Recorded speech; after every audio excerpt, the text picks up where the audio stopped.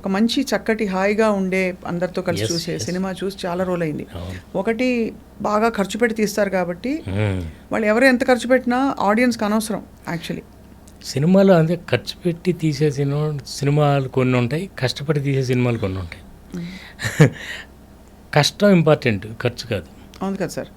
But రెండు ఉండే కల్కి గురించి మీ అభిప్రాయం ఏంటైతే? అంటే అది నిజం చెప్పాలంటే ఆ సినిమాలో నాకు అన్నిట్లోకి నచ్చిన ఎలిమెంట్ ఏంటంటే ఒక్క వల్గర్ వర్డ్ ఉండదు, ఒక్క వల్గారిటీ. కానీ ఈ రోజుల్లో ఏ సినిమాలో ఏ సీన్ వస్తుందని భయం వేస్తుంది. కొన్ని సినిమాలు చూస్తుంటే థియేటర్కి వెళ్ళి కూర్చుంటే కొంచెం ఎంబారసింగ్ మూమెంట్స్ వస్తాయేమో అని భయంగా ఉంటుంది. అలా లేకుండా ఉంది కల్కి. దట్స్ ది ఫిల్మ్ స్ట్రెంగ్త్ అన్న ఫీలింగ్. విజువల్గా వండర్ఫుల్. ఇప్పుడు జార్జ్ లూకాస్ లాగా లార్జ్ క్యాన్వాస్ తీసుకుని తీశారు, మీకు స్టార్ వార్స్ లాంటిది. మనకి కొత్త విజువల్ అనమాట. You are only seeing those things when you are like a kid ఆ రోజుల్లో. తర్వాత మన తెలుగు సినిమాలకి అది రావటం అంటే చాలా మంచి పరిణామం. అండ్ నాకు ముఖ్యంగా నచ్చింది ఏంటంటే ఎటువంటి వల్గారిటీ లేదు, ఇది లేదు, క్లీన్గా ఉంది, ఫ్యామిలీ అందరూ కూర్చొని చూడవచ్చు. ఏదో చిన్న అందులో తప్పులు ఉన్నాయి, మహాభారతాలు రామాయణాలు అవన్నీ పెద్ద ప్రాబ్లం ఏం కాదండి. అదే అదే డైరెక్టర్ సెన్సిబిలిటీస్ అండ్ వాళ్ళ ఐడియా ఇష్టం. Yeah it's a clean film basically. అందుకనే క్లీన్ ఫిల్మ్ 1000 కోట్లు కలెక్ట్ చేస్తుందంటే మనకి ఇంకా సంతోషం. ఓ వల్గర్ సినిమా కలెక్ట్ చేసిన దానికంటే క్లీన్ సినిమా కలెక్ట్ చేస్తాం. అలాంటివి కూడా చూసాంగా చాలా.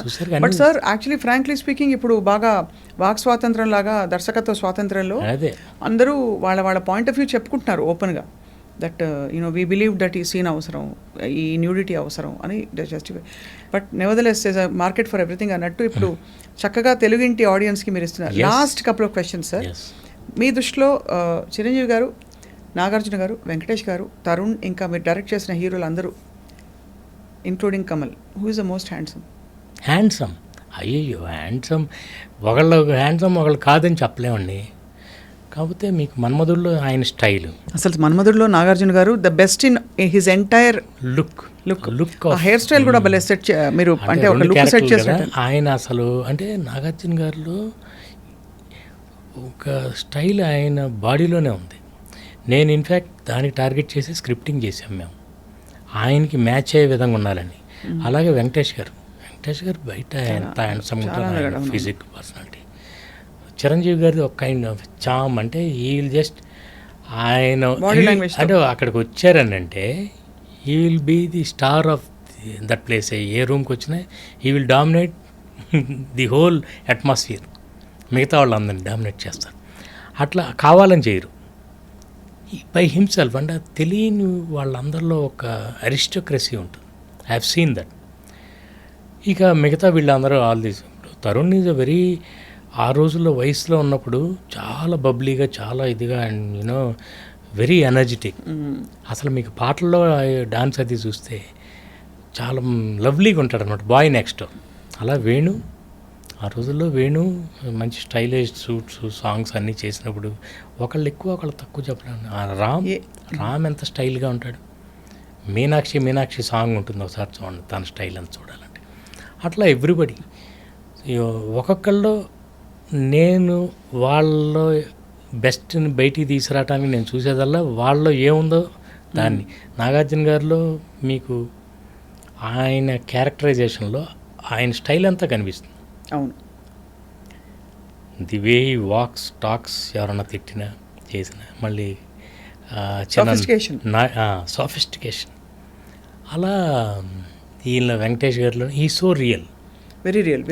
So that's the right word. Perfect. He is very real. He doesn't try to show a stylish. అదంతా ఏమీ లేదు. He is so real, you love him so much. అట్లా చిరంజీవి గారు కొన్ని సీన్లు, ఆయన కామెడీ ఒకటి మంచి టైమింగ్ అయింది.